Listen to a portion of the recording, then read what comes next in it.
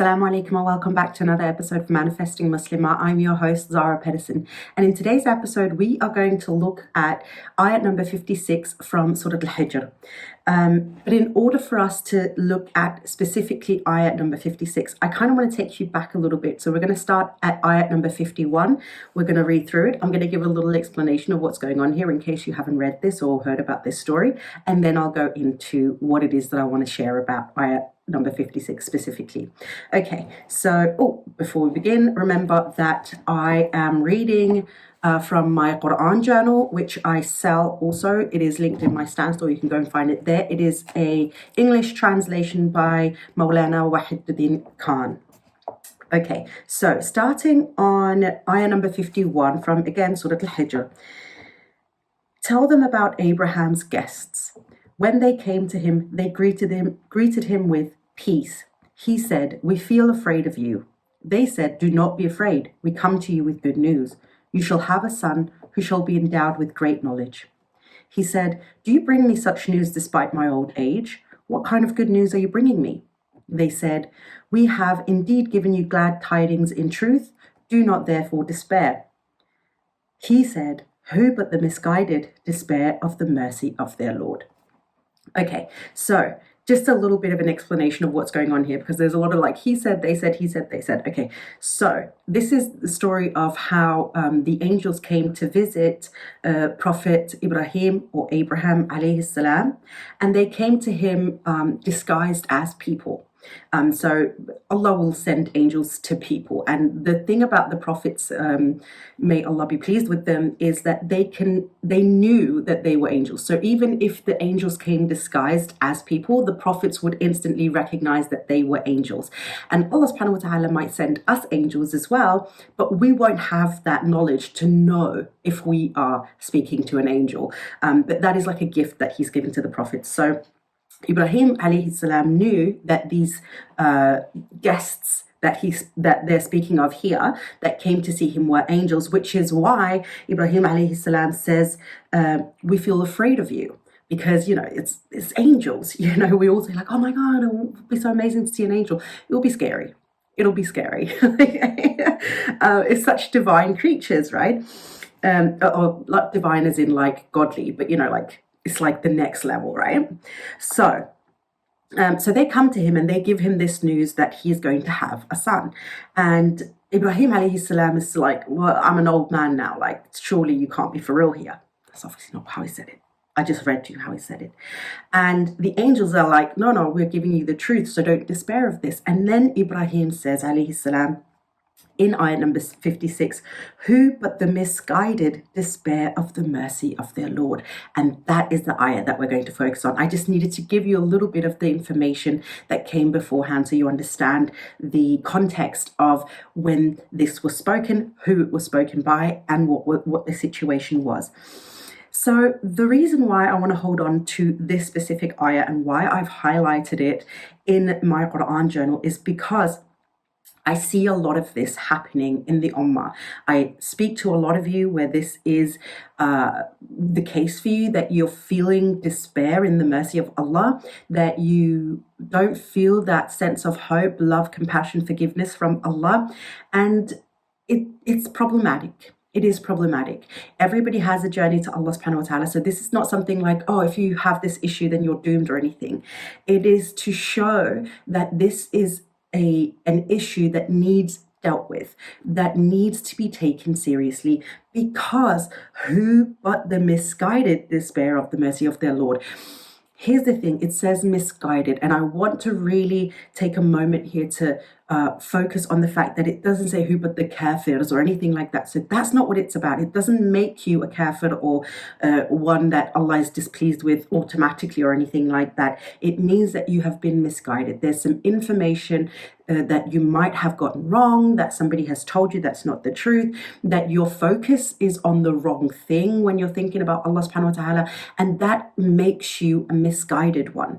And the problem is when we are misguided, it leads us to create create a relationship with Allah that is not rooted in love, truth, hope, sincerity, forgiveness, compassion, so on and so on, and the list could continue, right? And that means that when we are receiving good news from Allah, when we are receiving blessings, when Allah is giving us something to be grateful for, we're dubious. We're not sure we can trust it. We don't want to have hope. One of the reasons that I'm sort of, again, like speaking on this is because I see a lot of you say stuff like, I make the dua, but I don't trust that Allah's going to give it to me. I don't know if He's going to give it to me. I don't know if it's going to happen. I don't trust that He's, like, I mean, I know He can, but why would He want to give it to me? There's this despair. There's this hopelessness. There's this interest. What is the word I'm looking for? Like not trusting. Distrust? I think it's called distrust. I think I got it. There's this distrust of Allah subhanahu wa ta'ala. And that is fundamentally, as a Muslim, not a great thing for us to have in Allah subhanahu wa ta'ala. We need to have, like, Allah subhanahu wa ta'ala is love, His hope, His compassion, His mercy, His forgiveness. So when distrust is there, it is because we have been misguided about who Allah subhanahu wa ta'ala is and what He is capable and willing to do for us. And when we understand this, we know that there is no reason for us to despair of Allah subhanahu wa ta'ala, specifically of His mercy. Now here it says despair of the mercy of their Lord. And the mercy, again, remember, this is not just about forgiveness, it's also about the things to be grateful for. So when we are ungrateful of something, or we're ingrateful, I think it's called, not ungrateful. Is it ungrateful, ingrateful? Whatever. The point is, when we are not grateful for something, that is also us basically saying, I don't trust in Allah's mercy, because why should He give me things to be grateful for? But everybody's waking up today.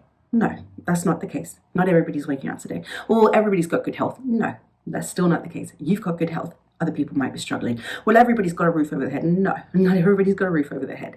You've been blessed with certain things, and you need to show gratitude for those things. And the moment we stop having that feeling of gratitude for what we have, even if we're asking for more, we are no longer sort of displaying that level of trust in Allah's mercy towards us. And again, the reason why this is such a huge issue is, number one, because Allah doesn't like it when we're ungrateful. Allah loves it when we're grateful. I think I'm going to probably misquote, or paraphrase wildly, but in the Quran it says as well that like being ungrateful is like it's what the kafirs do. It's not what we as the believers do. So the gratitude element of things is a huge component for us as Muslims.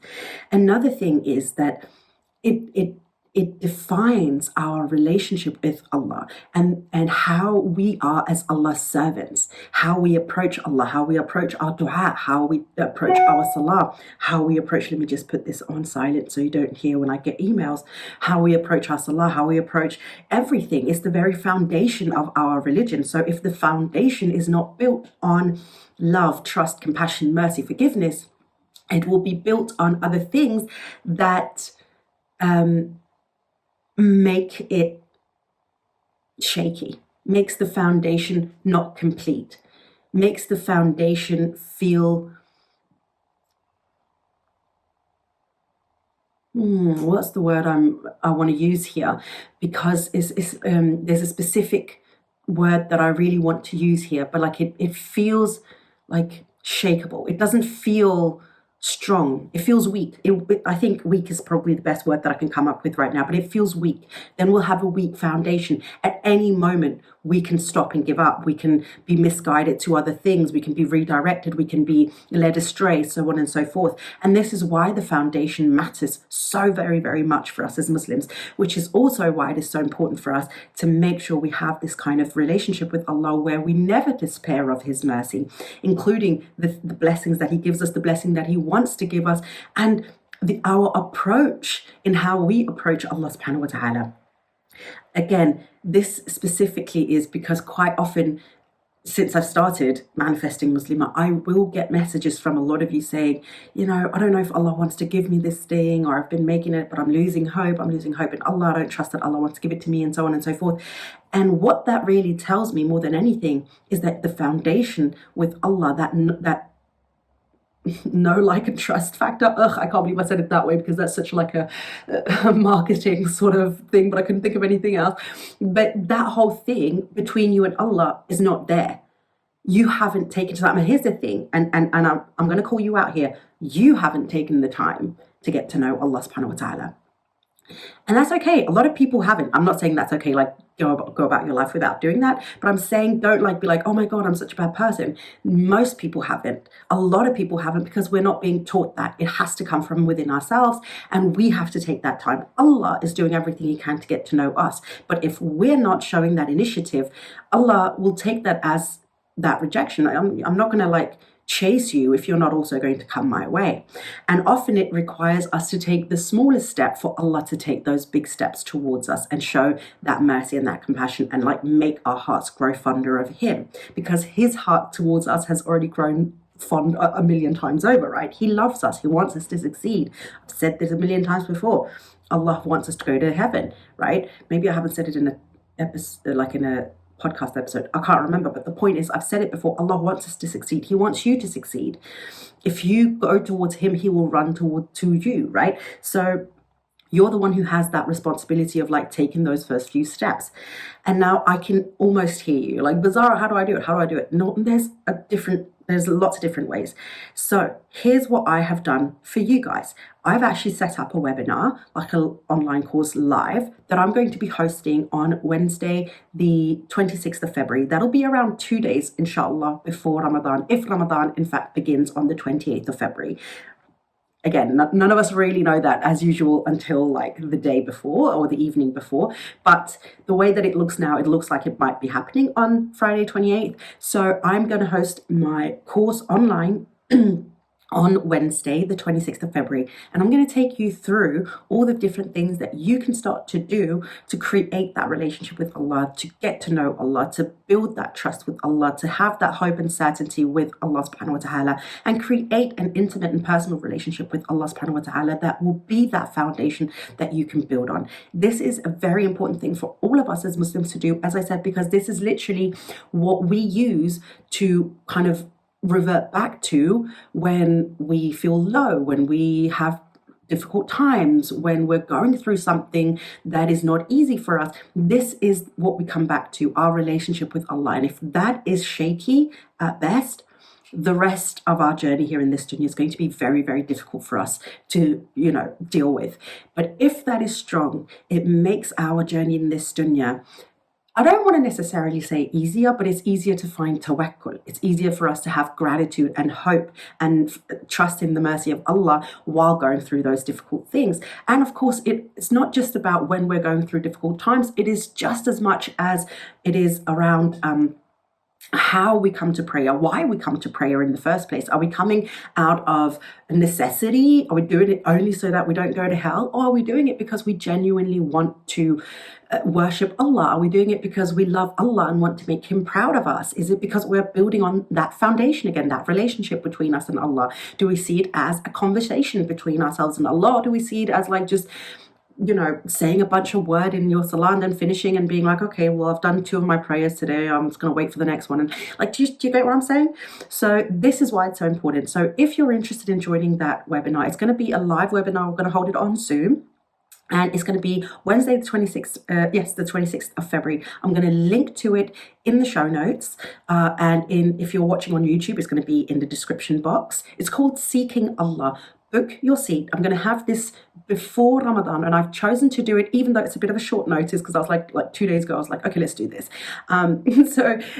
Even though it is on a short notice, I've decided to try and get it done before Ramadan, because I want you to be able to, hit the ground running for Ramadan as well, because Ramadan is one of those moments throughout the year where we can really increase on the efforts that we are making towards Allah subhanahu wa ta'ala. So if our intention for this Ramadan, inshallah, is to get closer to Allah, then Allah is going to reward us even more as we're doing it through Ramadan, and He's going to support us even more. Allah is more supportive towards us in the Ramadan. There's not the waswas of shaitan around us, so it's easier for us to focus on what we're doing and have less doubt, anxiety, fear, and all that stuff. And then of course there's just that general energy around the month of Ramadan.